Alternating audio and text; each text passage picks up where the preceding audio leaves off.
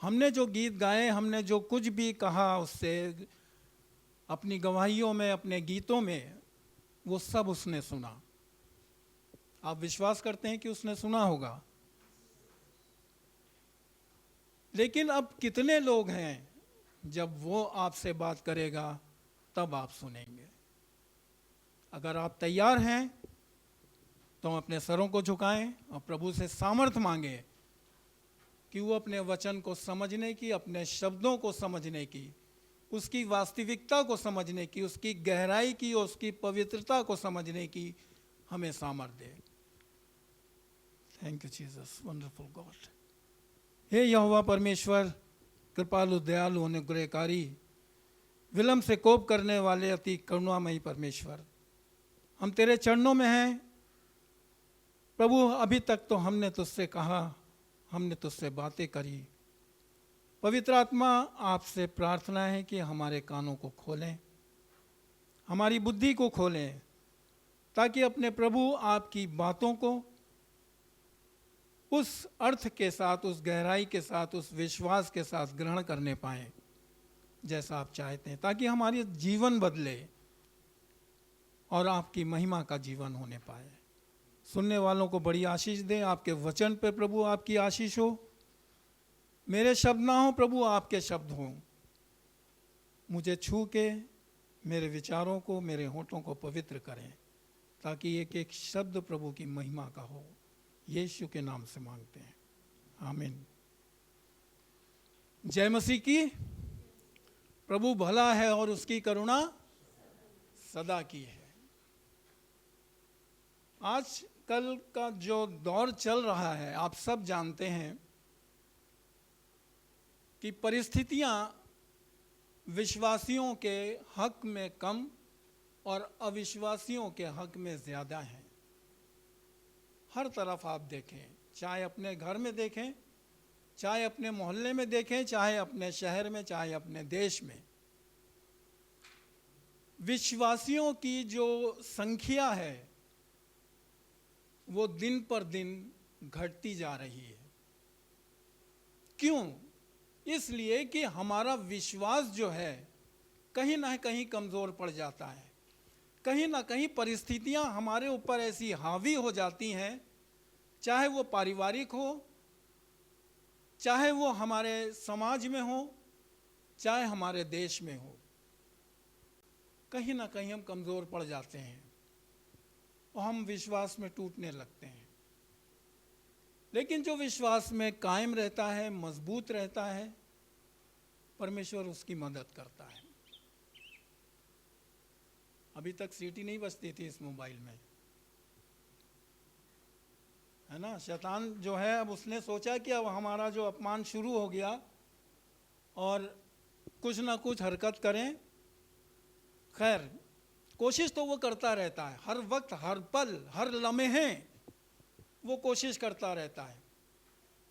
लेकिन कामयाब वहाँ होता है जहाँ विश्वास की कमी होती है, और कमज़ोर वहाँ पड़ता भाग वहाँ जाता है जहाँ विश्वास मजबूत होता है। हमारा आपका विश्वास है कि हमारा परमेश्वर जीवित परमेश्वर है, सामर्थी परमेश्वर है, वो हमारे साथ है और हमारे विश्वास को टूटने नहीं देता। बल्कि जब ऐसी परिस्थितियां आती हैं कि हम अपने आप को कमज़ोर पाते हैं, तो हम अपने परमेश्वर की तरफ निहारते हैं और परमेश्वर हमारी और आपकी मदद करता है, अपने हाथ को बढ़ा के मदद करता है। आप अपने आप को अकेला मत समझें। कभी कभी हम बड़े निराश हो जाते हैं कि जब हम अपने परमेश्वर की प्रशंसा करते हैं या उसकी बातें करते हैं या उसके वचन को सुनते हैं, तो ऐसा लगता है कि जैसे बड़ा सूना सूना सा है। लेकिन हमारे अंदर जो आनंद, जो एक ठहराव और जो एक विश्वास आता है, वो देख के नहीं आता, बल्कि महसूस किया जाता है। आप क्या सोचते हैं कि आपको जो ये बेंचेस खाली दिख रही हैं, ये खाली हैं? प्रियो, नहीं खाली हैं, क्योंकि प्रभु की प्रशंसा में भीड़ की भीड़ उसके साथ आती थी। और आपके बगल में जो बैठा है वो आपको दिख नहीं रहा, लेकिन परमेश्वर के लोग, परमेश्वर के फरिश्ते उसके स्वर्गदूत आपके साथ बैठे उसकी प्रार्थना, उसकी आराधना कर रहे हैं। ये आपको विश्वास करना होगा। ये बेंच खाली नहीं है, हमें दिख जरूर रही है लेकिन खाली नहीं है। परमेश्वर का वचन भी यही कहता है। आगे चल के आपको परमेश्वर ये बताएगा कि हम परमेश्वर की उपस्थिति को देख नहीं सकते लेकिन परमेश्वर की उपस्थिति को महसूस कर सकते हैं। यही धार्मिक जीवन है हमारा, यही आत्मिक हमारा जीवन है। आंखों देखी बात हम विश्वास कर लेते हैं बहुत जल्दी, लेकिन जिस चीज़ को हमें महसूस करना है उसको हम महसूस नहीं कर पाते, क्योंकि मनुष्य की प्रवृत्ति ऐसी है कि जब वो अपनी आंखों से देखता है तब विश्वास करता है, लेकिन महसूस नहीं करता। और परमेश्वर का वचन अपने लोगों को बताता है कि हे मेरे पुत्र, हे मेरी पुत्रियों, मुझको महसूस करो कि मैं तुम्हारे साथ हूँ। मैंने अपने फरिश्तों को अपने विश्वासियों के आसपास रखा हुआ है। जब आप बैठते हैं तब वो आपके साथ होते हैं, जब आप खड़े होते हैं तब आपके साथ होते हैं, आपने ऑफिस में, अपने कॉलेजेस में, कहीं भी आप होते हैं वो आपके साथ होते हैं, आपने आराधना स्तुति में उसके साथ होते हैं, वो आपके साथ होते हैं। इसलिए कि आप जो मन बनाते हैं अपने प्रभु की महिमा का, परमेश्वर अपने फरिश्तों को आपके साथ बैठाते हैं, बात करवाते हैं। ये हमारा विश्वास होना चाहिए।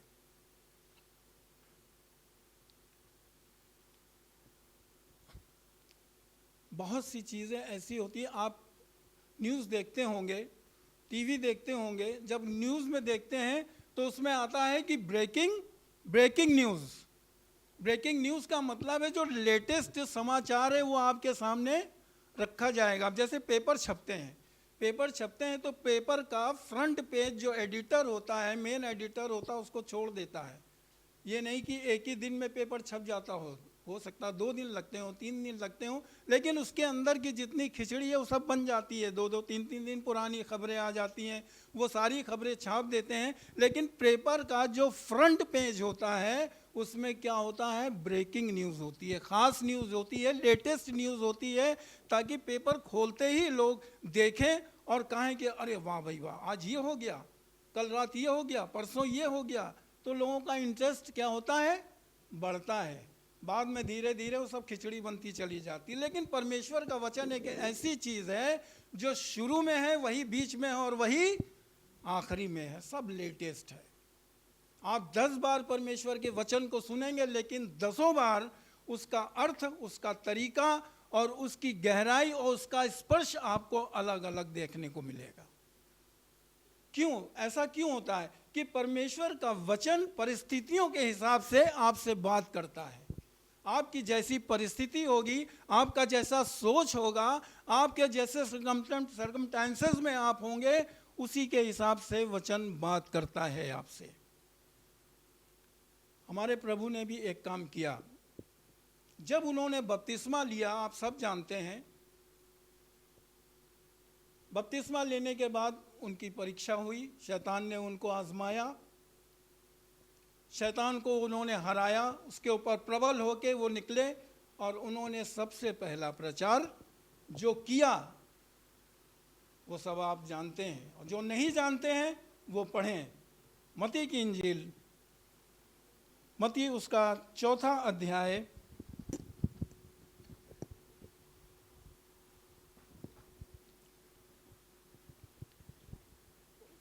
मत्ती इंजील उसका 4 और उसका 17वां पद पढ़ें। प्रभु यीशु मसीह जब उन्होंने अपने प्रचार को शुरू किया, सबसे पहला काम उनके दिमाग में ये था कि मैं क्या कहूँ।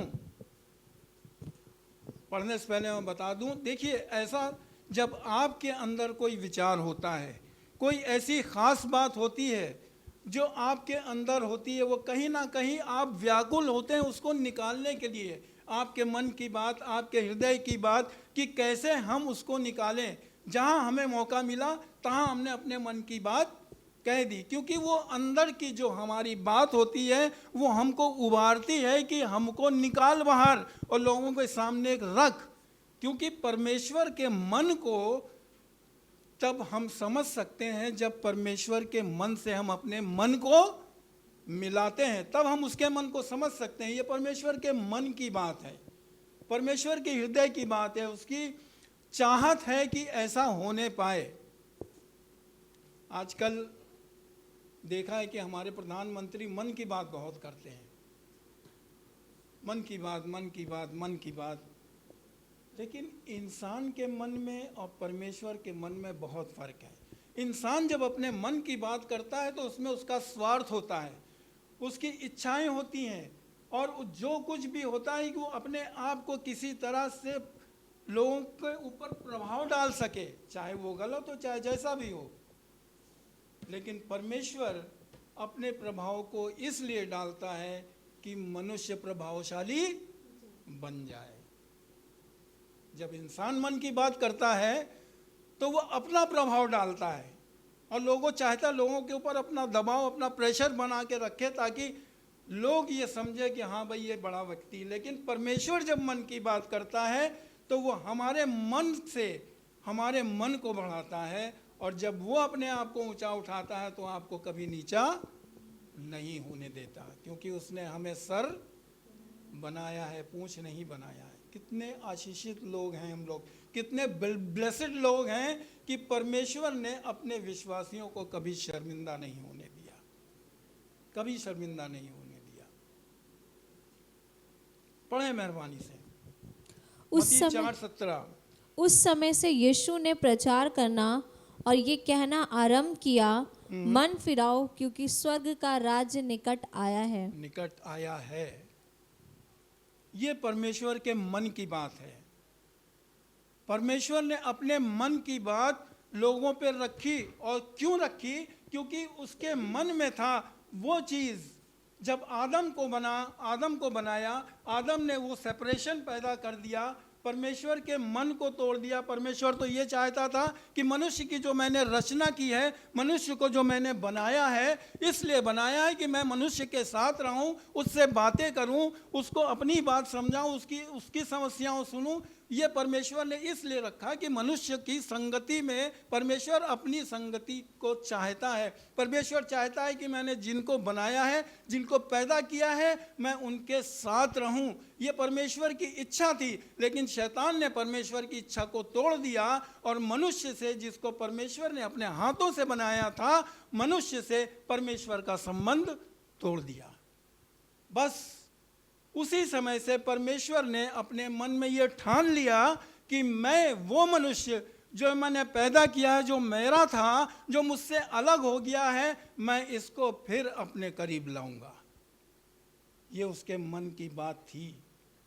परमेश्वर ने अपने मन में सोच लिया था, क्योंकि मनुष्य के अंदर वो शक्ति, वो सामर्थ्य, या दुनिया में वो मनुष्य नहीं जो मनुष्य के पापों को क्षमा कर सके। मनुष्य के पापों को मनुष्य का बलिदान ही क्षमा कर सकता है, और वो बलिदान, वो लहू जो बिल्कुल निष्कलंक और पवित्र हो। ये योजना परमेश्वर ने उसी समय बना ली थी।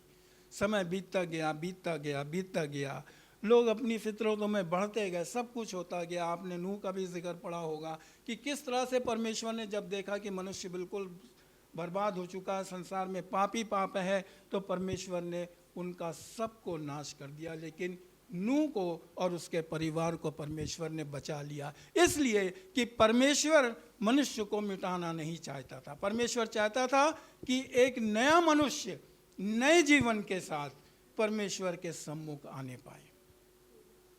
प्रियो, हमारा जीवन जो है, एक नए जीवन का अनुभव हमको होना बहुत ज़रूरी है, बहुत ज़रूरी। परमेश्वर चाहता है कि हम संसार में तो हैं, लेकिन हम संसार के ना बने, संसार में रह के अपने परमेश्वर को प्रदर्शित करें। जिस तरह से यीशु मसीह ने इस संसार में रह के अपने पिता का प्रतिबिंब, अपने पिता की इमेज को लोगों के सामने रखा, कि जब परमेश्वर से लोगों ने कहा यीशु मसीह से कि हमें पिता को दिखा, तो प्रभु यीशु मसीह कहने लगे यूहन्ना में कि जिसने मुझे देखा उसने पिता को देखा, और जिसने पिता को देखा उसने मुझको देखा, क्योंकि मैं पिता में हूं और पिता मुझ में है। प्रभु चाहते हैं कि हमारा जीवन एक ऐसा जीवन हो कि हमारे चलने फिरने उठने बैठने बातचीत से प्रभु यीशु मसीह झलके, प्रभु यीशु मसीह नजर आए। क्योंकि जब हमारे शब्द निकलें तो लोग कहें कि हाँ यीशु ने भी यह कहा था। जब हम कुछ काम करें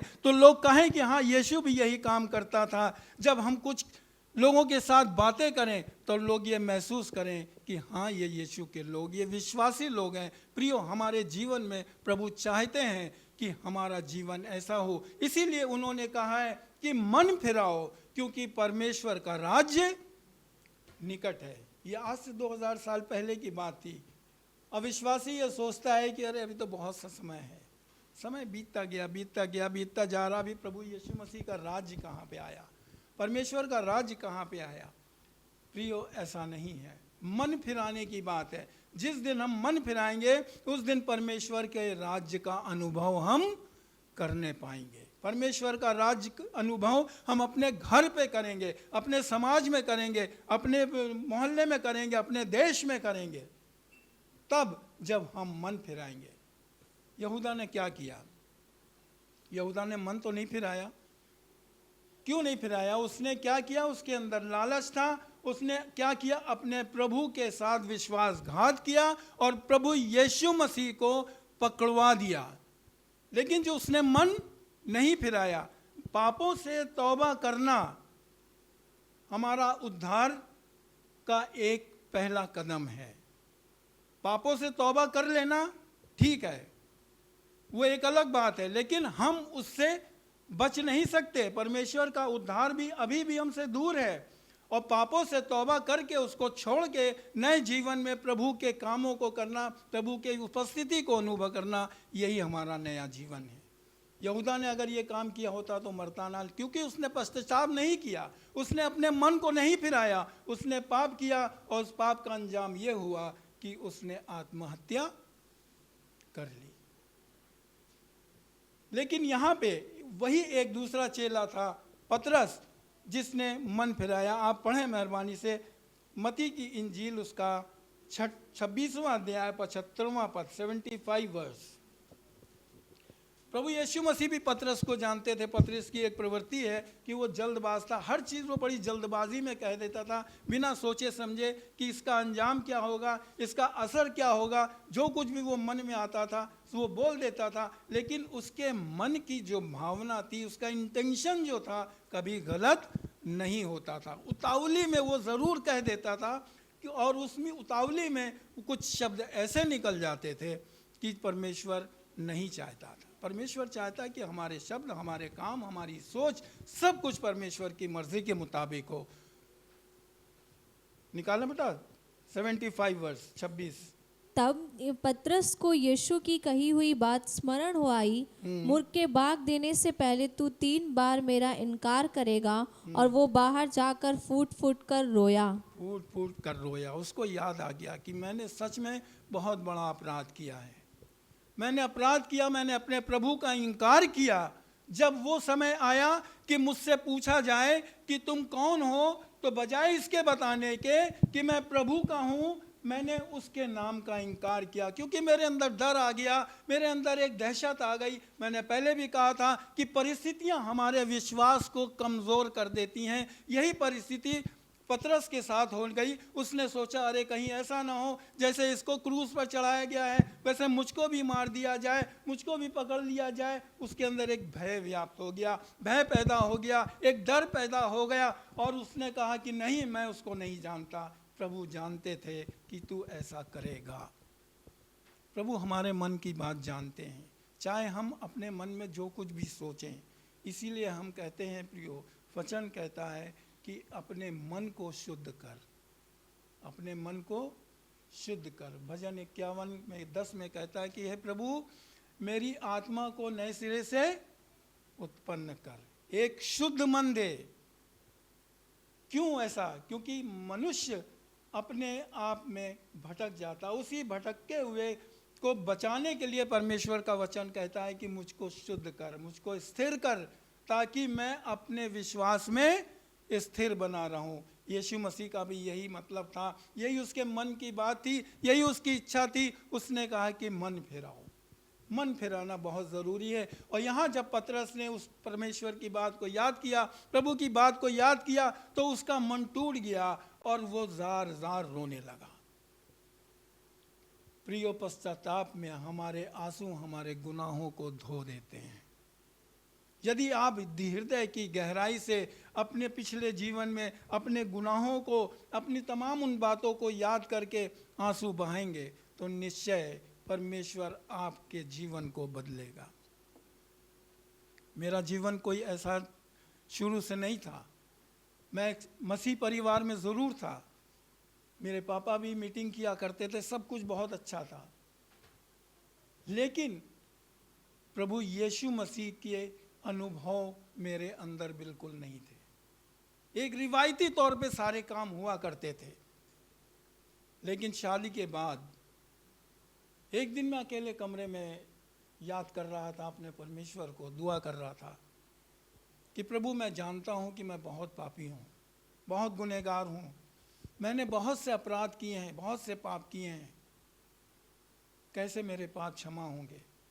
सिर्फ आप क्षमा करने वाले हैं। हमारी कोशिशें हमारे पाप को नहीं क्षमा कर सकती, हमारी कोशिशें हमारा उद्धार नहीं ला सकती, हमारी कोशिशें हमारे जीवन को नहीं बदल सकती। लेकिन जब आप टूटे मन से अपने परमेश्वर के चरणों में आके कहेंगे कि प्रभु, मैं गुनहगार हूँ, मुझे क्षमा कर, तो प्रभु का हाथ आप अपने ऊपर महसूस करेंगे और उसकी सामर्थ को महसूस करेंगे, और इस चीज़ को भी कि परमेश्वर का आत्मा आपको कायल करेगा कि आप कितने गुनाहगार थे, लेकिन मैं बेटा आज तेरे गुनाहों को माफ़ करता हूँ। अकेले कमरे में मैं था, बहुत रोया, ऐसे बिलक बिलक के मैं रो रहा था, ऐसे मेरे आंसू निकल रहे थे जैसे किसी बच्चे को उसकी माँ या उसके पिता मार रहे हो, डांट रहे हो, पीट रहे हो कि तूने ये काम क्यों किया। इस तरह से मैं रो रहा था। शायद वही मेरे आंसुओं ने आज मेरा ये परिवर्तन कर दिया कि जो जिंदगी संसार में बीतती थी, आज वो जिंदगी प्रभु के चरणों में बीत रही है। क्या आप ऐसा महसूस करते हैं? प्रियो, अपने प्रभु के पास आएं।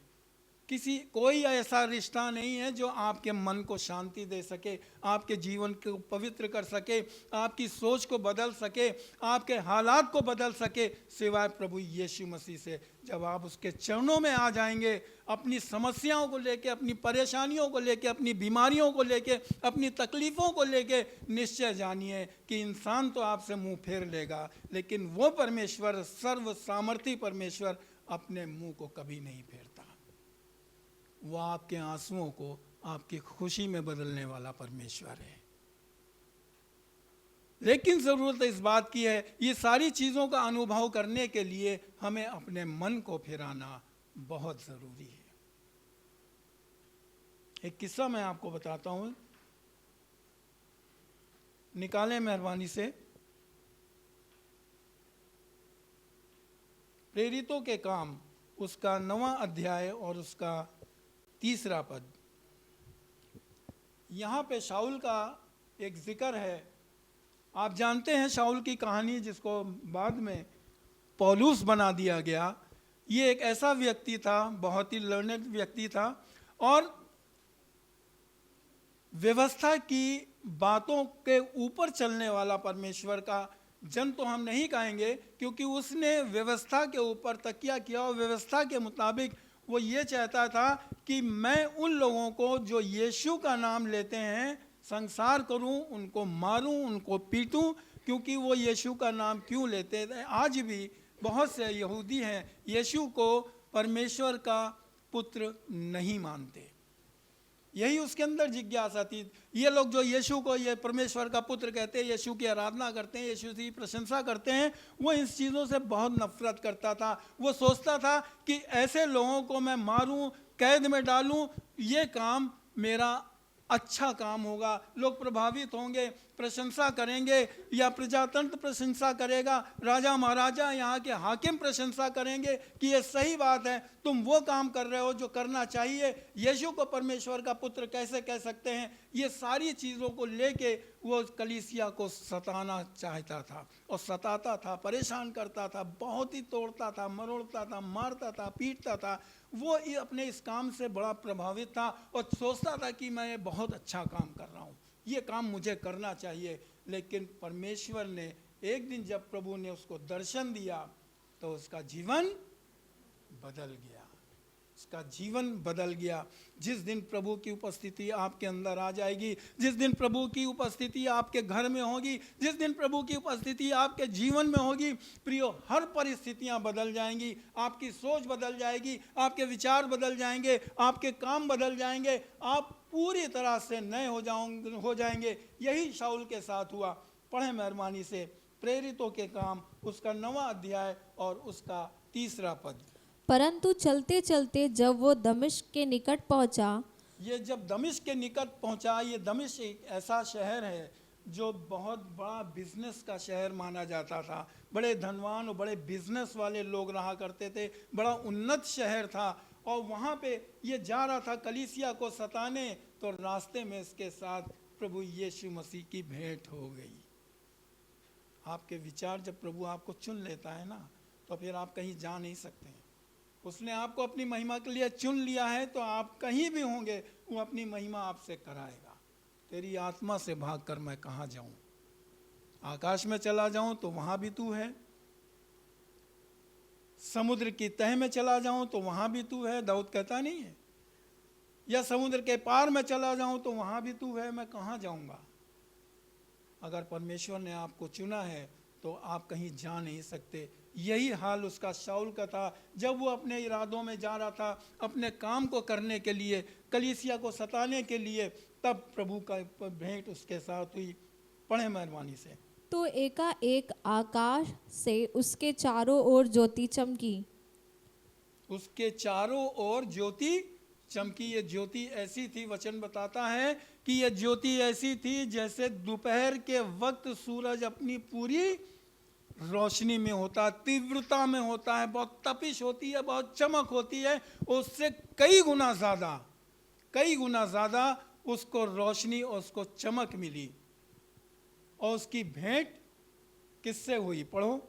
और वो भूमि पर गिर पड़ा, हाँ। और यह शब्द सुना, हे शाऊल तू मुझे क्यों सताता है? उसने पूछा, हे प्रभु तू कौन है? उसने कहा, मैं यीशु हूँ जिसे तू सताता है। हाँ।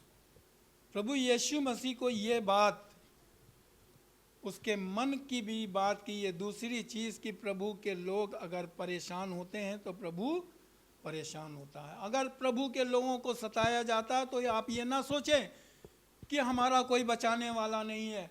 परमेश्वर आपके साथ है। जिस तरह से आप दुख उठाते हैं, परमेश्वर के नज़रों में आपके दुख हैं, आपकी तकलीफ है, आपकी चिंता है, आपकी परेशानी है। परमेश्वर कहता है कि मैं तुम्हारे सहन शक्ति से ज़्यादा तुम पर परीक्षाएं नहीं पड़ने दूंगा। शायद हो सकता था कि पौलुस जिन कलीसिया को सताने जा रहा था, उन जगह ऐसे लोग हों जो अपने विश्वास से पलट जाएं। प्रभु ने कहा, मैं ऐसा होने नहीं दूंगा, मैं तेरे काम को कामयाब होने नहीं दूंगा, तेरी मर्जी को पूरा होने नहीं दूंगा। अब तू जा रहा है तो देख, मैं तुझे रोकता हूँ। प्रभु ने उससे भेंट की और वचन बताता है कि वो अंधा हो गया। इतनी चमक कि उसकी आंखों की रोशनी खत्म हो गई। उसने महसूस किया कि प्रभु यीशु मसीह ने कहा कि मैं यीशु हूं जिसे तू सताता। वहीं से उसका जीवन बदल गया, वहीं से सब कुछ चेंज हो गया, वहीं से उसकी सोच बदल गई, उसकी नफरत मोहब्बत में बदल गई, उसकी ताकत कमजोरी में आ गई, सब कुछ चेंज हो गया। क्योंकि जब उससे प्रभु की भेंट हुई तब उसका जीवन बदल गया। प्रभु कहते हैं कि मन फिराओ, तभी परमेश्वर के राज्य का अनुभव करने पाओगे। और पौलुस के साथ यही हुआ। उसने अपने मन को फिराया, उसने कहा मैं क्या करूं। परमेश्वर ने अपने लोगों से मिला के उसके धार्मिकता को बढ़ाया, अपने वचन के अपने लोगों से बात कराई कि तू जा और यहाँ जा, वहाँ मैंने तेरे लिए तैयार किया हुआ है। प्रभु आपकी परिस्थितियों को भी संभालता है, प्रभु आपके लिए भी मार्ग बनाता है। चाहे कैसी भी हो, कैसी भी बातें हों, परमेश्वर अपने मार्ग में आपको ले चलता है, अपने मार्ग में आपको खड़ा करता है, जहाँ पे आपको तसल्ली मिलती है, जहाँ आपको शिफा मिलती है, जहाँ आपको आनंद मिलता है, जहाँ आपको भरपूरी मिलती है।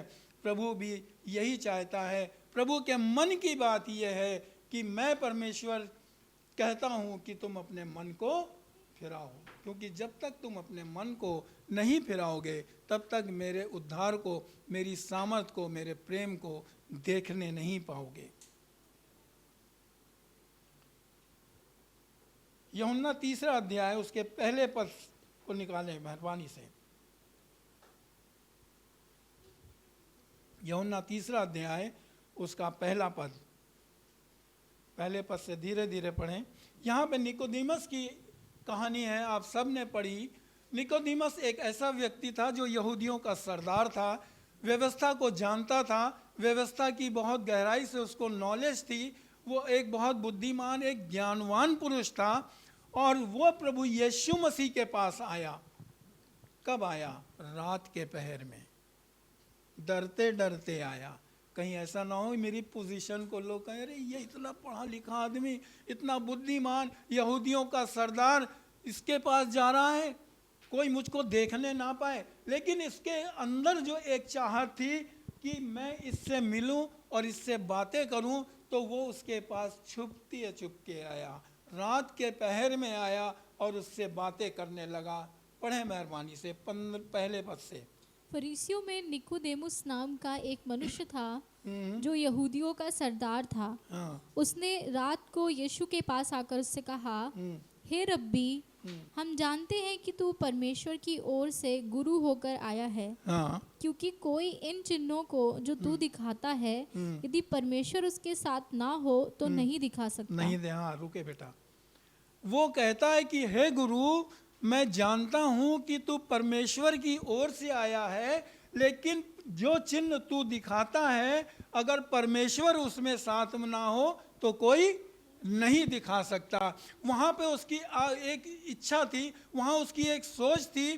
फिर वही बात है कि इंसान जब देखता है तब विश्वास करता है, बिना देखे उसका विश्वास बढ़ता नहीं था। यही एक सरदार था, बहुत बुद्धिमान, बहुत ताकतवर आदमी था, सब कुछ था। यीशु मसीह से आके कहने लगा, प्रभु मैं जानता हूँ कि तू परमेश्वर की ओर से आया है, यदि परमेश्वर उसके साथ काम ना हो तो ये आश्चर्य कर्म जो तू दिखाता है नहीं कर सकता। ये देखी हुई बातों पर विश्वास करता था, समझी हुई बातों पर नहीं विश्वास करता था। उसने आके यीशु मसीह से, स्वयं परमेश्वर से ये बातें करी कि जो तू काम करता है इसमें किसी का हाथ है, इसमें किसी की मर्जी है, कोई तेरी मदद करता है तभी तू इन सब कामों को कर पाता है। यदि वो परमेश्वर तेरी मदद ना करे तो तू इस काम को नहीं कर पाएगा। निकोदेमस उसको एक मनुष्य समझता था, एक ऐसा मनुष्य जो संसार में उसके काम को जैसे लोग मनुष्य करते हैं वैसे उस काम करता था। वो आंखों की देखी हुई बात पर विश्वास करता था। उसने यीशु मसीह से आकर जिरह की और कहा कि मैं जानता हूँ कि तू महान है और तू परमेश्वर की ओर से आया है, और जब परमेश्वर तुझे ना दे ये काम तो तू नहीं कर सकता। प्रभु यीशु मसीह ने उसको क्या जवाब दिया? यीशु ने उसको उत्तर दिया, मैं तुझसे सच सच कहता हूँ, यदि कोई नए सिरे से ना जन्मे तो परमेश्वर का राज्य देख नहीं सकता।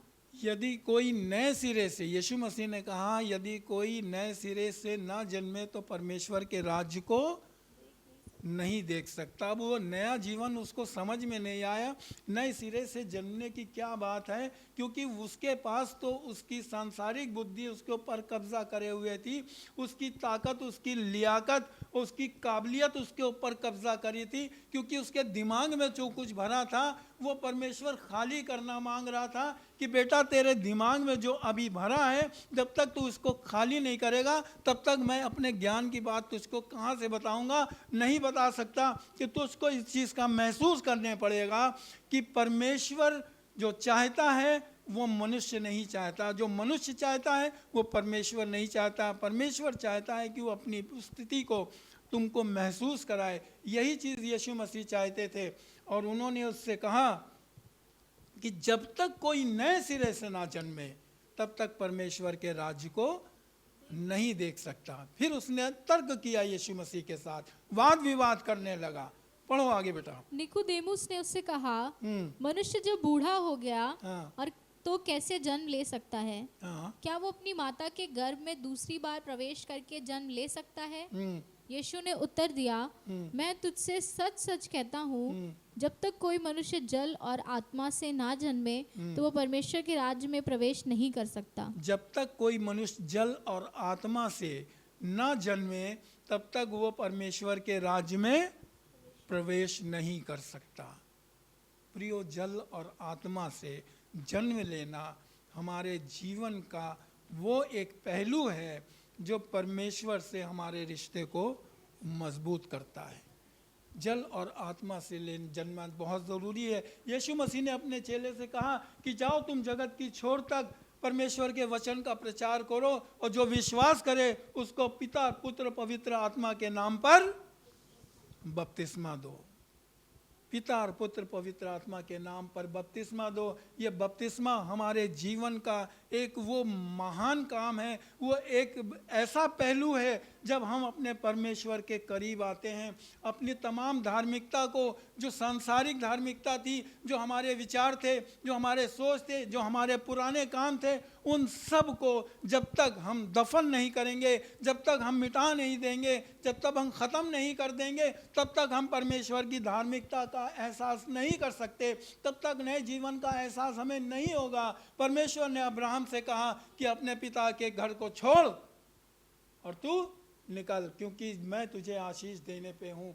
प्रियो, जब तक हम अपने पुराने विचारों में रहेंगे, जब तक हम अपने पुराने कामों में रहेंगे, जब तक हम अपनी घिसी पीटी बातों में रहेंगे, रिवायती तौर में रहेंगे, सांसारिक चीज़ों की पूर्ति में लगे रहेंगे, तब तक परमेश्वर के नए जीवन का अनुभव हम नहीं कर सकते। परमेश्वर ने कहा जब तक तू जल और आत्मा से ना जन्मे तब तक परमेश्वर के राज्य को नहीं देख सकता। निकोदेमस बहुत बुद्धिमान था, लेकिन उसकी बुद्धिमानी यहाँ पे काम नहीं आई। यीशु मसीह ने उसको, उसकी बुद्धि को एकदम कंडम कर दिया। सोचता होगा तू जो कुछ भी सोचे, जो भी तेरी बुद्धि तुझको सिखाए, लेकिन मैं तुझे बताता हूँ कि जब तक कोई नए सिरे से ना जन्मे तब तक परमेश्वर के राज्य को नहीं देख सकता। उसने कहा कि प्रभु ये कैसे संभव है, क्योंकि अभी भी वो अपनी बुद्धि से सोच रहा था, परमेश्वर की बातों को अपनी बुद्धि से सोचने की कोशिश कर रहा था। प्रियो, जब हम परमेश्वर के ज्ञान को अपने दिमाग से सोचते हैं तो वो ज्ञान हमसे दूर हो जाता है। और जब हम उससे कहते हैं कि हे पवित्र आत्मा मुझको ऐसी बुद्धि, ऐसी समझ दे ताकि मैं परमेश्वर के वचन को समझ सकूं, तब आपको उन्नति, तरक्की मिलती है। कहने लगा कि ये कैसे हो सकता है। परमेश्वर, स्वयं परमेश्वर से वो बात कर रहा है, मनुष्य के रूप में परमेश्वर कहता है कि जब तक तू नए सिरे से ना जन्मे, कैसे हो सकता है, कैसे मुमकिन है? क्या दोबारा मनुष्य अपनी माता के गर्भ में जाके पैदा हो सकता है? वो उसका नया जीवन है। तब यीशु मसीह ने उसके तर्क को वहीं कंडम किया कि नहीं, ऐसा नहीं है। जब तू जल और आत्मा से जन्म लेगा तभी तू परमेश्वर के राज्य को देखेगा। प्रभु यीशु मसीह ने जब बपतिस्मा लिया तो परमेश्वर का आत्मा कबूतर की नाई उसके ऊपर से उतरा। ये एक नए जन्म का प्रकटीकरण है। प्रभु यीशु मसीह ने स्वयं दिखाया और तब प्रभु ने अपने प्रचार को शुरू करके पहला प्रचार यही किया कि मन फिराओ क्योंकि परमेश्वर का राज्य निकट है। प्रियो, मन फिराना हमारे लिए बहुत ज़रूरी है। यदि हम अपने मन को नहीं फिराएंगे तो हमको कोई लाभ नहीं होगा। खैर, आपको रोटी मिलेगी, रोटी पापियों को भी मिल रही है, धर्मियों को भी मिल रही है। कपड़ा धर्मियों को भी मिल रहा, पापियों को भी मिल रहा है। धर्मी भी रह रहे हैं, पापी भी रह रहे हैं, सब हैं। फसल जब उगती है तो कड़वे दानों को भी धूप मिल रही है, पानी मिल रहा है, खाद मिल रही है, सभी कुछ मिल रहा है। लेकिन जब कटनी आएगी तब मज़ा आ जाएगा, फिर बनेगा गट्ठर। जो कड़वे दाने हैं वो भट्टी में और जो गेहूं है वो खत्ते में। यही हमारा जीवन है। हम अपने जीवन को सोचते हैं कि हम बहुत अच्छे हैं, हम फल रहे हैं, हम फूल रहे हैं, हमारे पास पैसा, हमारे पास दौलत है, हमारे पास लियाकत है, हमारे पास गाड़ी है, हमारे पास बंगला है, हमारे पास सब कुछ है, हम फल फूल रहे हैं। लेकिन नए जीवन का अगर अनुभव नहीं है तो प्रियो, ये जीवन आपका, आपके लिए व्यर्थ है। आपका जीवन आपको संसार में रहने वाला जीवन है, उसके पास जाने का जीवन नहीं है। क्योंकि नया अनुभव परमेश्वर चाहते हैं कि हमारा होना बहुत ज़रूरी है। होशे की पुस्तक उसका 6वां अध्याय और उसका 1 पद। जब हम अपनी परिस्थितियों को देखते हैं कि जो हमारी पुरानी ज़िंदगी है उससे हमें कुछ मिलना नहीं है, हमने बहुत कोशिश कर ली, हमने बहुत मेहनत कर ली, हमने सब कुछ कर लिया, हमको कुछ हासिल नहीं है, तब इंसान का मन बदलता है। जब वो सोचता है कि तब वो अपने परमेश्वर की तरफ निहारता है और फिर कहता है कि आओ। होशे नबी की पुस्तक 6वां अध्याय 1 पद। चलो हम यहोवा की ओर फिरें, चलो हम यहोवा की ओर फिरें, क्योंकि उसी ने फाड़ा क्योंकि उसी ने फाड़ा और वही चंगा भी करेगा। और वही चंगा भी करेगा। ये एक हमारे अंदर विश्वास होना चाहिए। हम अपनी कोशिशों के लिए, हम अपनी चंगाइयों के लिए जगह जगह भागते फिरते हैं, या कहाँ यहीं, कहाँ कहीं, कहीं कहीं, लेकिन परमेश्वर चंगाई परमेश्वर देता है। परमेश्वर चंगाई देता है। दवा हम महंगी से महंगी खा सकते हैं, सब कुछ हम महंगे से महंगा इलाज कर सकते हैं, लेकिन अगर परमेश्वर चंगाई नहीं देगा तो ना दवा काम आती है, ना इलाज काम आता है। हम अपने आप को अपने परमेश्वर के सम्मुख तभी रखेंगे जब परमेश्वर का अनुभव करेंगे। आप अपने बिस्तर को अच्छे से अच्छा खरीद सकते हैं, अच्छे से अच्छा डनलप का बिस्तर खरीद सकते हैं, अच्छे से अच्छा पलंग खरीद सकते हैं, सब कुछ खरीद सकते हैं, लेकिन नींद को कोई नहीं खरीद सकता। नींद तो परमेश्वर ही की ओर से मिलती है। अगर आप कंकड़ पे भी लेट जाएंगे तो मज़े की नींद आएगी, गहरी नींद आएगी, लेकिन जो परमेश्वर का दान है मनुष्य की कोशिशों से नहीं, परमेश्वर की सामर्थ्य उसके अनुग्रह से मिलता है, उसके अनुग्रह से मिलता है। ये कोशिशें हैं कि आओ हम परमेश्वर की ओर फिरें, क्योंकि अब हम समझ गए कि हमारा पुराना जीवन हमको कुछ नहीं देगा सिवाय परेशानी के, सिवाय दुख के, सिवाय तकलीफ के, सिवाय ईर्ष्या के। लेकिन परमेश्वर की तरफ हम जब फिरेंगे तब हमारा जीवन बदलेगा। यही तो है मन फिराने वाली बात, यही तो है मन फिराने वाली बात। और जब अपने मन को आप फिरा लेते हैं तो परमेश्वर फिर क्या करता है, अपने काम को शुरू करता है। इसी का 3 पद पढ़ें। आओ हम ज्ञान ढूंढें, ज्ञान ढूंढें, वो ज्ञान जो परमेश्वर की ओर से मिलेगा, वो ज्ञान नहीं जो इस संसार से मिलता है, किताबों में मिलता है, बुद्धिजीवियों से मिलता है, उस ज्ञान की बात नहीं है। क्योंकि परमेश्वर ने के मनुष्य के ज्ञान को तुच्छ ठहराया है। परमेश्वर का वचन कहता है उसने जोरावरों को क्या किया, कंडम कर दिया और निर्बलों को चुन लिया। बुद्धिमानों को उसने भगा दिया, तर्क कर दिया, बुद्धिहीनों को उसने चुन लिया। क्योंकि परमेश्वर की सामर्थ हमारी कमजोरी ही में साबित होती है। जब हम अपने आप को निर्बुद्ध करते हैं तभी हम बुद्धिमान बन जाते हैं। जब हम अपने आप को कमज़ोर कर लेते हैं तभी हम अपने आप को जोरावर बन जाते हैं। जब हम अपनी नफरत को उठा देते हैं, हटा देते हैं, तभी मोहब्बत का एहसास हमको होने पड़ता है। हर एक अच्छाई जो है वो जिंदा है, लेकिन बुराई उसको ढांके रहती है, बुराई उसको ढांके रहती है। आपने जब कोर्ट, आप जानते हैं बहुत से लोग गए होंगे, खुदा ना करे आपको कोर्ट कचहरी का चक्कर लगाना पड़े, क्योंकि एक बड़ी ख़राब जगह है। कहा तो जाता है कि ये न्यायालय है, यहाँ न्याय होता है, लेकिन नहीं, न्यायालय नहीं है। इसमें न्यायालय में आ मिला दीजिए शुरू में तो ये हो जाएगा अन्यायालय। अन्याय के सिवा और कुछ नहीं होता। आप जानते हैं वकीलों की वेशभूषा को, सफ़ेद पैंट, सफ़ेद शर्ट, लेकिन उसके ऊपर काला कोट। अरे सच्चाई को तुम जितना रखो अपने पास, लेकिन ये गंदगी, ये कोट जो है ना, इसको छुपाए रहेगी। जब ये कोट उतारोगे, जब ये काली उतरेगी, तभी तो सफ़ेदी नज़र आएगी। यहाँ पे यही काम होता है कि सफ़ेदी के ऊपर काली को चढ़ा दिया, सफ़ेदी को दबा दिया। प्रियो, सच्चाई कभी मरती नहीं है। सच्चाई छुपाई जा सकती है लेकिन कभी दफन नहीं होती, और दफन होती है तो बुराई दफन होती है।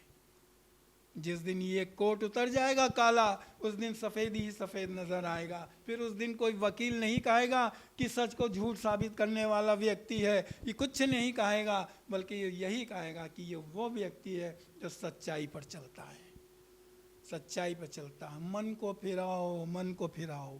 ये संसार की अभिलाषाएं, संसार की चीज़ें आप आपको उद्धार नहीं दे सकती, संसार की बातें आपको उद्धार नहीं दे सकती जब तक कि आप अपने मन को नहीं फिराएंगे। और जब मन फिराएंगे तो ये होशे रबी के ये 3 पद 6 पद अध्याय का 3 पद देखिए क्या कहता है। क्या करेगा परमेश्वर आपके लिए? वो बैठता नहीं है। आप काम करो, परमेश्वर तो काम करने के लिए तत्पर है, लेकिन आप उसको निमंत्रण दो कि हाँ प्रभु हमने तो ये अब किया है। तो परमेश्वर को बताने की ज़रूरत नहीं है कि अब बेटा मैं तेरे साथ क्या करूँगा। देखिए परमेश्वर ने क्या किया। जब उन्होंने कहा कि आओ हम अपने परमेश्वर की ओर फिरें, तब परमेश्वर ने काम शुरू किया। पढ़े। वरन यहोवा का ज्ञान प्राप्त करने के लिए यत्न भी करें। यत्न करें, प्रभु यहोवा के ज्ञान को प्राप्त करने की कोशिश करें। चर्च में जाएं, दुआ कराएं, पादरी साहब के पास जाएं, अपनी समस्याओं को रखें, विश्वासियों से मिलें, बाइबल पढ़ें, परमेश्वर के पास घुटनों पे जाएं। यत्न से ढूंढें परमेश्वर के ज्ञान को, क्योंकि परमेश्वर का ज्ञान संसार में नहीं, परमेश्वर का ज्ञान परमेश्वर के वचन में मिलेगा। पढ़ो बेटा आगे। क्योंकि यहोवा का प्रकट होना, यहोवा का प्रकट होना भोर का सा निश्चित है। आहा, क्या बात है। सूरज क्या कोई रात में सोते वक्त ये कह सकता है कि सुबह निकलेगा सूरज की नहीं निकलेगा? कोई है संसार में ऐसा? आदम से लेके और अभी तक कोई संसार में ऐसा व्यक्ति नहीं है जो रात में सोए और ये सोच के सोए कि सुबह सूरज निकलेगा कि नहीं निकलेगा। निकलेगा, अवश्य निकलेगा। ये सच्चाई है, क्योंकि ये काम परमेश्वर ने नियुक्त किया है। सूरज को आदेश दिया है कि जब अंधेरा होगा तब उस अंधेरे को दूर करने के लिए मैंने तुझको बनाया है, तू रोशनी देगा। ऐसे ही परमेश्वर का ज्ञान है। चाहे जितना घोर अंधकार आपके जीवन में हो, चाहे जितना घोर तपस्या पर करते हो, चाहे जितनी परेशानी हो, अंधकार में आपको कुछ नज़र नहीं आ रहा है, लेकिन परमेश्वर का काम जो है उस अंधकार को दूर करके प्रकाश पैदा करेगा। क्योंकि पहला काम परमेश्वर ने यही किया कि अंधकार को प्रकाश से दूर किया। उत्पत्ति में आप पढ़ के देखेंगे तो सबसे पहला काम परमेश्वर ने क्या किया कि अंधकार को प्रकाश से दूर किया। परमेश्वर के मन की बात है कि वो अंधकार पसंद नहीं करता। वो अंधकार में जो चीज़ छुपी हुई है उसको दूर करके अपने प्रकाश को चमकाता है, ताकि परमेश्वर के उस ज्ञान प्रकाश को आप देखें और समझें कि वास्तविकता क्या है। जब आप ये समझेंगे तब परमेश्वर की आशीष काम करेगी। पढ़ो आगे बेटा। वो वर्षा के समान हमारे ऊपर आएगा, वो वर्षा के समान हमारे ऊपर आएगा, वरन बरसात के अंत की वर्षा के समान, जिससे भूमि सिंचती है। जिससे भूमि सिंचती है। ये वो भूमि है जो पत्थर तो था, इसमें वर्षा नहीं पड़ती थी, परमेश्वर की आशीषें नहीं थी, परमेश्वर का वचन नहीं था, इसीलिए ये भूमि कटली थी, इसीलिए भूमि में पत्थर थे। ये बीज पड़ते हैं और बीज नहीं रहते,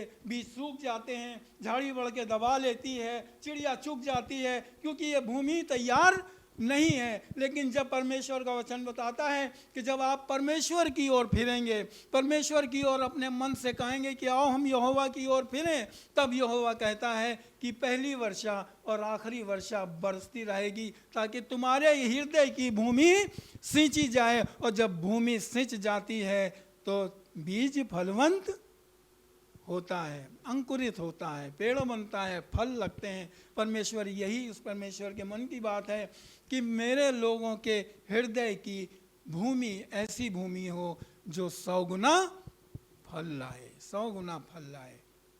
आगे पढ़ो बेटा। हे एप्रेम, मैं तुझसे क्या करूं? बस करो। जब आप कहेंगे कि आओ हम यहोवा की ओर फिरें, तब यहोवा कहता है कि अब तू जब मेरी तरफ फिरा है तो बेटा मैं तुझे सींचूंगा, मैं तुझे सींचूंगा। आप देखते हैं ना कि बरसात में हर चीज़ बड़ी हरी हरी हो जाती है। जब आप बाहर निकलते हैं बरसात के पानी के बाद तो सब आपको बहुत अच्छा लगता है। मई जून में जब घूमेंगे जाएंगे तो लगता है पेड़ मुरझाए हुए हैं, गर्दा उसके ऊपर बैठी हुई है, ऐसा लगता है जैसे कि ऊपर से गर्दा धूल बरसा के सब ढांक दिया, ख़त्म कर दिया।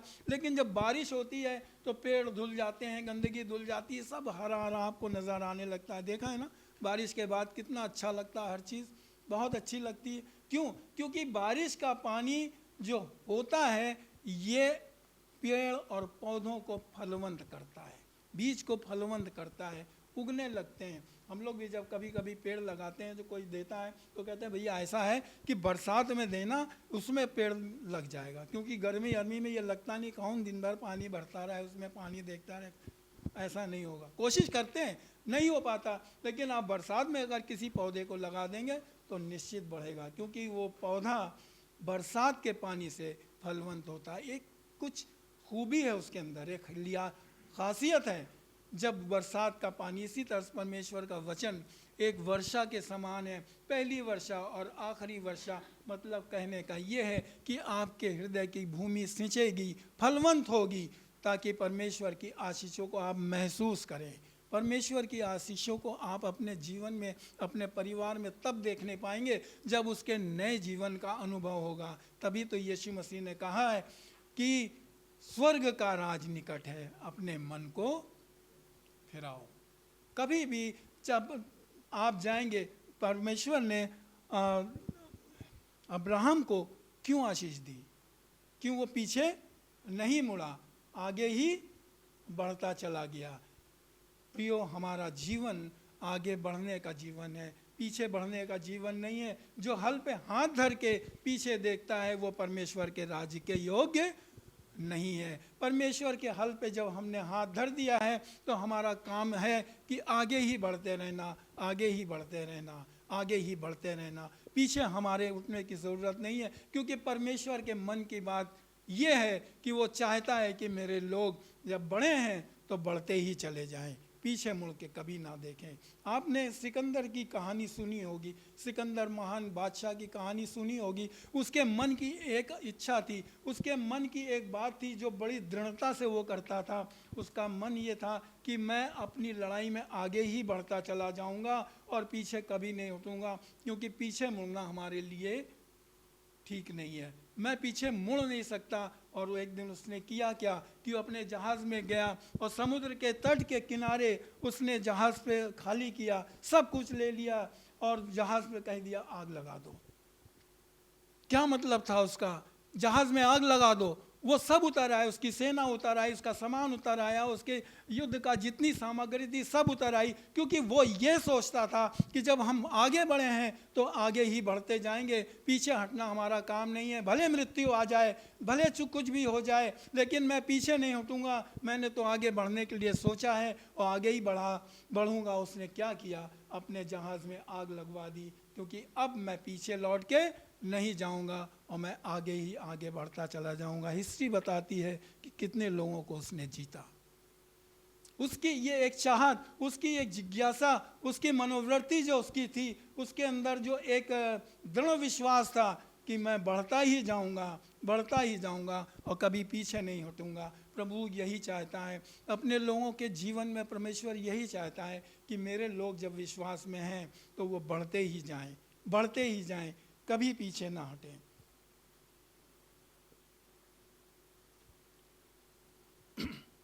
और ये हमारे विश्वास को दर्शाता है,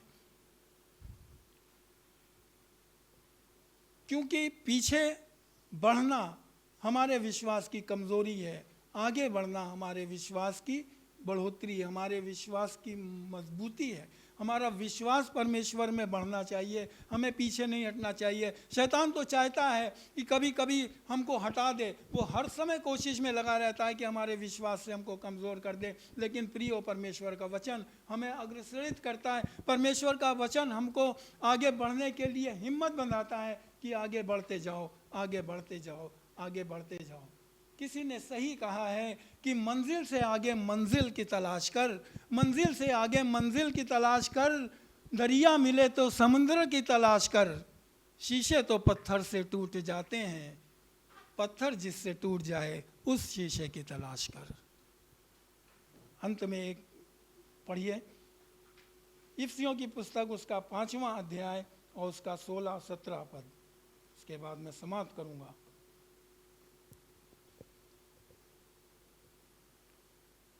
इफिसियों 5:16-17। अवसर को बहुमूल्य समझो, अवसर को बहुमूल्य समझो, क्योंकि दिन बुरे हैं। दिन बुरे हैं।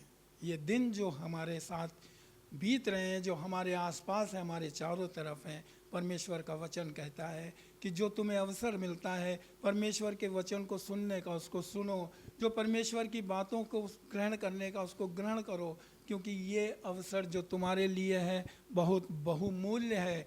परमेश्वर कहता है कि अवसर को बहुमूल्य समझो, क्योंकि दिन बुरे हैं। परमेश्वर अपने वचन पर आशीष दे।